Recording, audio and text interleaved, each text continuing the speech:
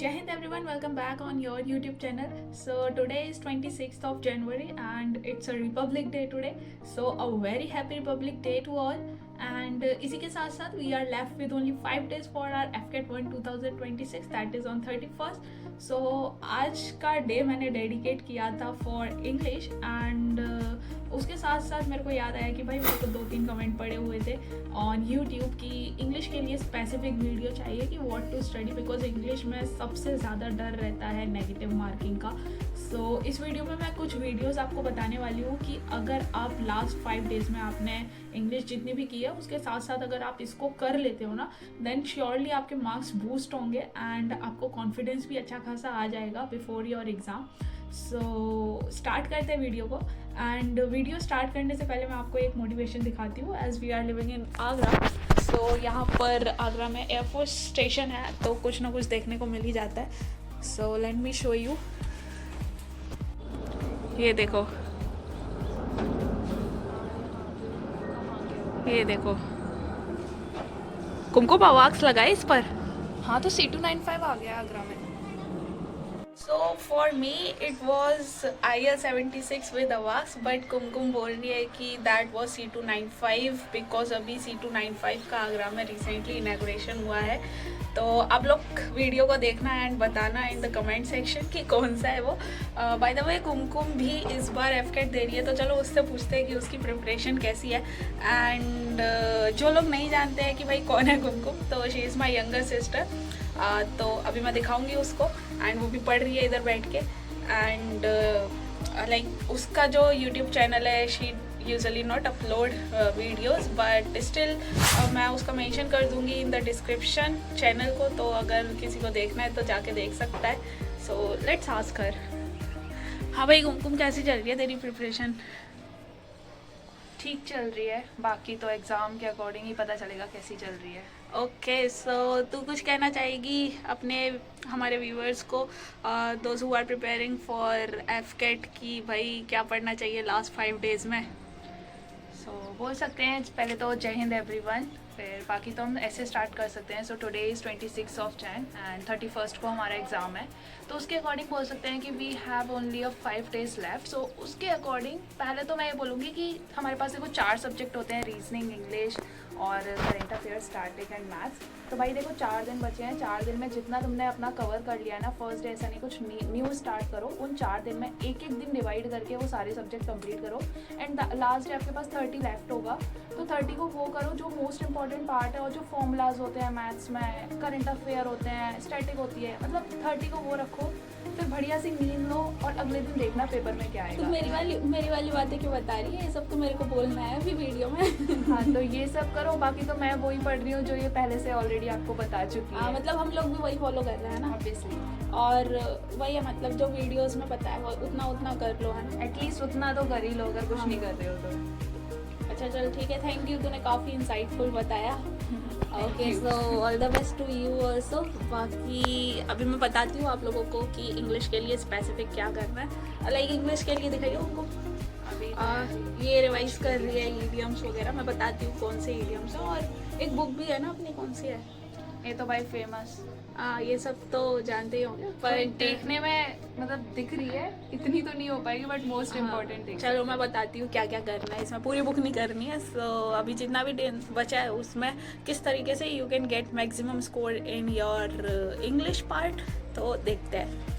So friends, now let discuss कि आपको English में क्या क्या पढ़ना चाहिए. एंड मैं इस वीडियो में प्रॉपर आपको वीडियोस बताने वाली हूँ कि कौन सी वीडियोस अगर आपने अभी तक नहीं देखी है ना तो जाकर देख लो. अदरवाइज बहुत ज़्यादा कंफ्यूजिंग हो सकता है एग्ज़ाम के टाइम पे ऑप्शंस में. तो अगर आपने वो वीडियोस नहीं देखी है तो देख लेना, अगर देखी है तो फिर से रिवाइज कर लेना. ओके, सो सबसे पहले आपको अपना सिलेबस देखना है. मैंने भी सिलेबस अपने सामने ही रखा हुआ है, सो मैं उसको देख रही हूँ. And let me tell you first कि आपको सबसे पहले वोकैब सेक्शन को देखना है. एंड वोकैब सेक्शन में पहला पार्ट रहता है एंटोनियम सिनोनियम्स का. एंटोनियम सिनोनियम्स मैंने भी इतने नहीं किए हैं एंड बहुत वास्ट है. अगर आपने पहले से नहीं किया है ना तो स्किप ही कर दो, है ना. मैं सजेस्ट करूँगी अगर पहले से किया है तो उनको रिवाइज करो. अगेन फिर से एयरक्राफ्ट आ गया, तो भाई ये तो पूरा 10-15 मिनट में आते रहते हैं. So it's a big motivation here. So सबसे पहले आपको इंग्लिश का जो वोकैब करना है एंटोसिनोनियम्स पे आई वॉज, सो या तो स्किप कर दो, अदरवाइज PYQ वाले जो वोकैब है ना वो कर जाना। मैं आपको 3 वीडियोस बता रही हूँ PYQ FCAT की, मतलब कुछ ऐसा कंफर्मेशन नहीं है कि इसमें से है बिकॉज एडसिल हो गया है, अभी CDEC नहीं है, बट आप चाहते हो तो इन वीडियोस को देख लेना। ये वीडियोस आपके क्लोज टेस्ट वगैरह रहता है ना उसमें भी हेल्पफुल हो सकती है इसके लिए। इसके अलावा वोकैब में आता है होमोनियम्स, इस बार होमोनियम्स होमोफोन्स जो भी है वो ऐड हुआ है, तो प्लीज़ उसको करके जाना है ना। इसके लिए या तो आप देख सकते हो ये 2 videos of Puja ma'am by CDS journey, दोनों वीडियोस देखना, एक अभी डाली है एक पहले डाली थी, बट आपको दोनों देखनी है, दोनों में न्यू है। अगर ये नहीं देख रहे हो ना तो ये जो ब्लैक बुक मैंने आपको दिखाई थी, इस ब्लैक बुक से आपको करने हैं टॉप 200 वाले जो फोन्स हैं, वो 200 नहीं है सॉरी 450 है ना, तो सारे ही कर लेना।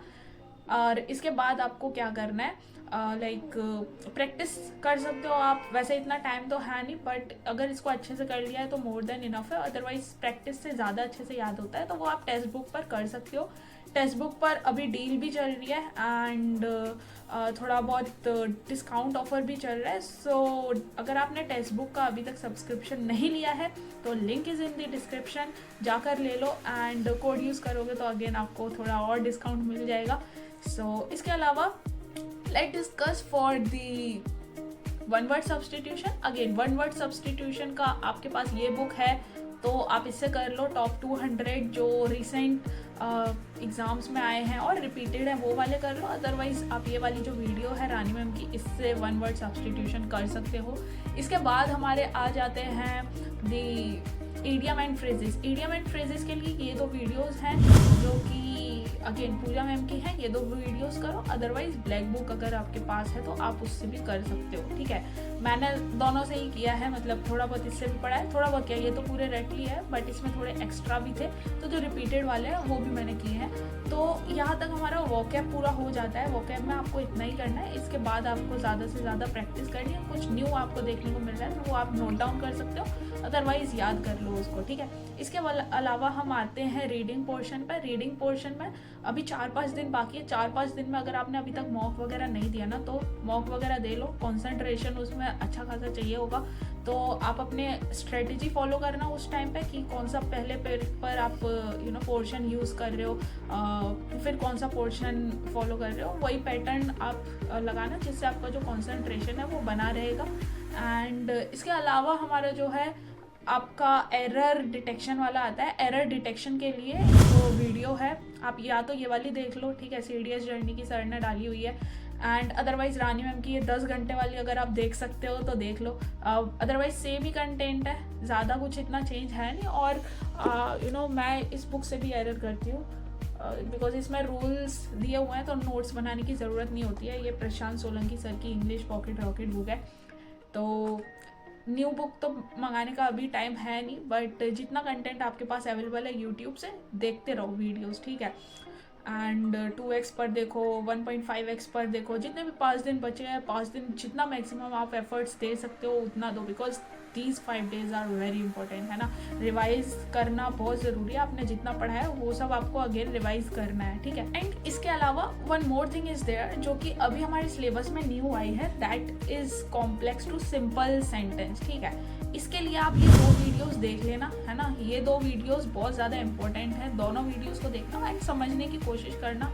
आपको कहीं क्वेश्चंस मिल सकते हैं प्रैक्टिस के लिए तो आप वो भी थोड़े बहुत देकर जाना, बिकॉज उससे ना आइडिया आ जाएगा कि आप गलती क्या कर रहे हो एंड ये कॉन्सेप्ट आपको किस तरीके से यूज़ करना है, ठीक है। टेक्स्ट बुक वाले मॉक भी आप दे सकते हो, कॉन्सेप्ट ड्रिल में चैप्टर वाइज हैं एंड वो काफ़ी टफ है, मैंने भी दिए थे, तो bye personal experience I am sharing कि टफ हैं वो, है ना। बट आपको देखकर जाना है बिकॉज एग्ज़ाम में किसी भी लेवल पर आ सकता है ये सिंपल और कॉम्प्लेक्स वाला, एंड न्यू है तो ऑब्वियस सी बात है आएगा। एंड पता नहीं कितने क्वेश्चंस आएंगे, तो अगर आप देखकर जाओगे तो आप इजीली उनको टैकल कर पाओगे, बिकॉज हमें पता है अगर हम पढ़ते नहीं है ना इसको और डायरेक्ट सॉल्व करने की ट्राई करते हैं तो बहुत छोटी मोटी मिस्टेक्स होती है माइनर, एंड उससे पूरा आंसर गड़बड़ हो सकता है। तो वो ऑप्शंस में बहुत माइन्यूट डिफरेंस होता है एंड उसी का ध्यान रखना होता है। तो ये वीडियोस भी आप देख कर जाना। बाकी तो छोटे मोटे सिलेबस के कुछ टॉपिक्स रहते हैं, लाइक ट्रांसफॉर्मेशन ऑफ सेंटेंसेस है आपका, फिलअप्स वगैरह हैं, है ना।